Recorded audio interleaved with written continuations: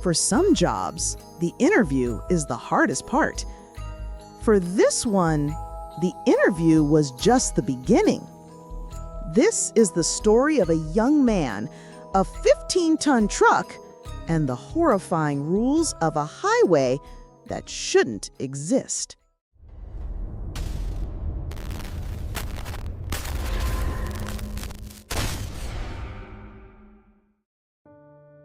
It was the realization that his English degree was not the fast track to financial stability that led our narrator, a recent college graduate, to a strange advert in his mailbox. Trucking positions along the Pacific coast. He didn't expect a reply, but the company responded immediately, offering to fly him out for an interview. The manager, Randall, seemed nice enough, if a bit guarded. After some typical questions, he moved to the skill assessment. All you have to do is take a freight truck to the turnaround point and come back, Randall said, dangling a set of keys. Don't I need a commercial driver's license? The graduate asked. Do you think you're able to drive a rig of this size? Well, yeah, but... Then don't worry about it, Randall told him. The logic made no sense. A 15-ton vehicle, no license, and a test of natural speed that explicitly forbade speeding. The entire situation was multiple levels of illegal. He was steeling himself to walk out when Randall added one final detail. I forgot to mention, he said, $800 in compensation for your time. 10 minutes later, he was in the cab, turning the key. Across the parking lot, another applicant gave him a friendly wave, then pleasantly flipped him off, mouthing the words, "dead meat." Randall explained he was a competitor.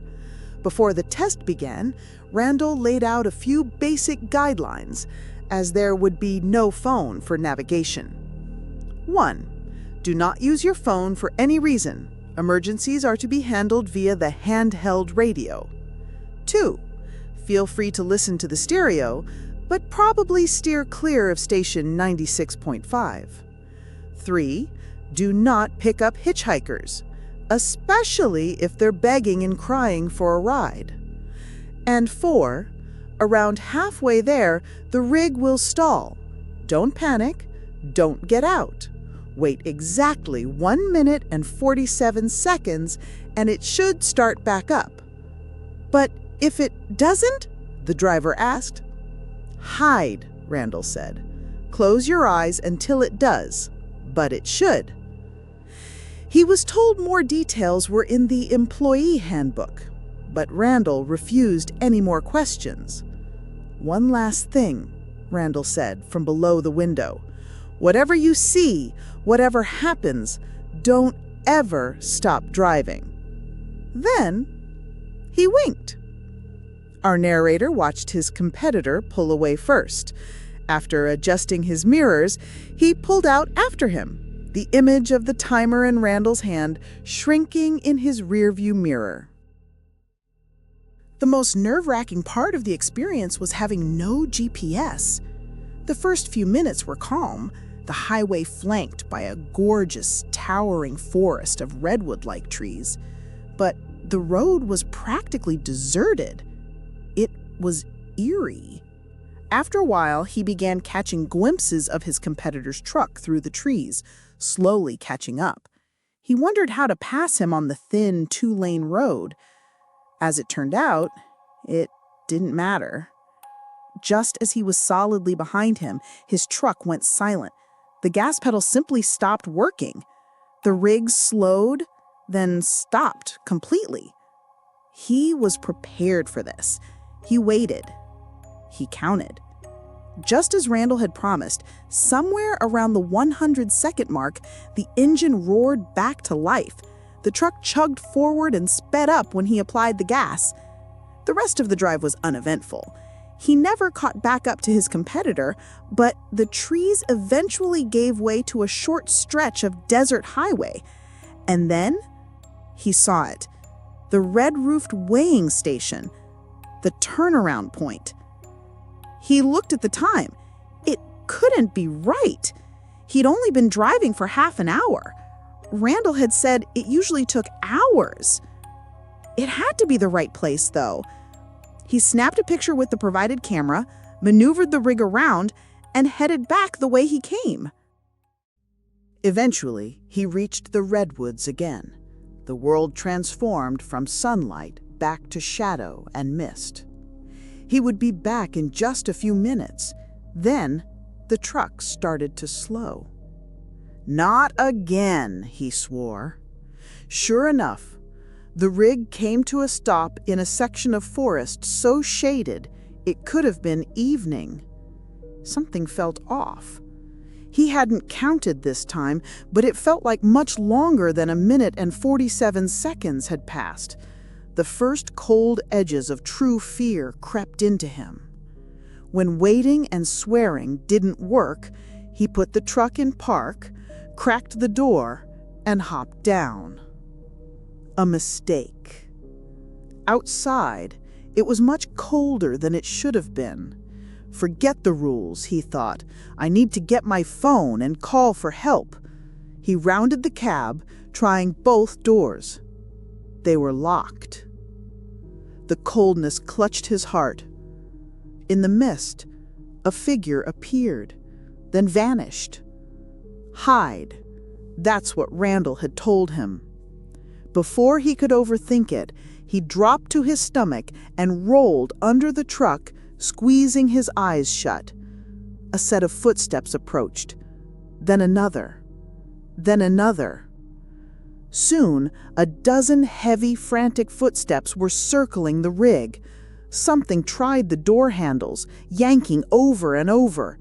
They were searching for a way in. He pressed his face to the asphalt, fighting every instinct to look. Suddenly, above him, the engine roared to life. All at once, the 100 desperate footsteps stopped. He wasted no time. He rolled out, scrambled for the now unlocked door, and threw the rig into drive, hurtling back down the highway towards safety. He thought he had passed the twisted test, that he could now return and refuse this sick job once and for all. And that was all true. He was safe. He would get to scream at Randall. Just not before seeing what was behind the next turn. It came from nowhere. He swerved like crazy to avoid it. It was his competitor's truck, stopped diagonally across the road. And the man who'd been driving it. He was splayed across the hood, skewered through by a tree branch the length of a door. His eyes had been torn out. "What was that?" he screamed at Randall back at the truck yard. "Now, let's not get too excited." Randall looked up from his desk. "What were those things? Who did that to the other guy?" "Other guy?" Randall sighed. The sigh of someone facing more paperwork. "Unit 50, he spoke into his radio. There's a cleanup a few miles in. Sounds like a messy one." "Cleanup? We have to call the police!" "We're not calling anybody." The injustice of it all was maddening. "I didn't come back early," he said, the insignificant fact yanking him from his frenzy. He shoved the camera with the picture of the turnaround point in Randall's face. Slowly, the manager's expression opened up to one of shock and awe. "You were gone an hour, maybe an hour 30 at most," Randall considered. Then he stood, smiled, and stuck out his hand. "You've got a job." "A job? Have you not been listening? I just saw a dead man. There's absolutely no way I'm accepting this." 140,000 base, plus benefits and overtime. 10 minutes later, he was signing the offer. Go ahead, hate him if you want, but never underestimate what you yourself wouldn't do under the weight of a 6-figure student debt. It was only hours later, after his flight home, safe in his bed, that the whole interview felt like a distant nightmare. It was then that he finally cracked open his new employee handbook. He found the section on the 1-minute 47-second incident. It explained what Randall had, that he should count and not freak out. But there was some additional explanation, too. A rule he had already broken. If your engine does not immediately come to life after the waiting period has concluded, then close your eyes and hide. The things in the forest will eventually lose interest. Above all, remain in your vehicle. If you leave at any point during the hunting ceremony, they will know your scent.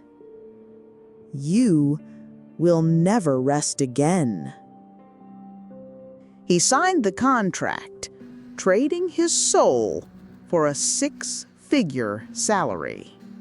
But the real price of the job was written in the fine print, a rule he had already broken.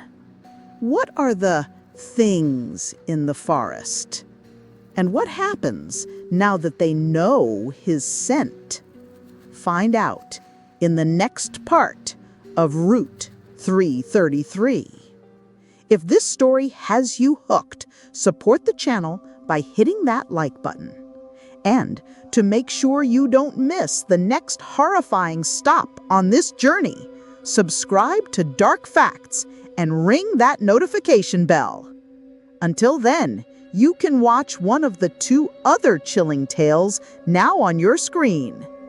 And remember, the most dangerous roads are the ones you can't see on a map.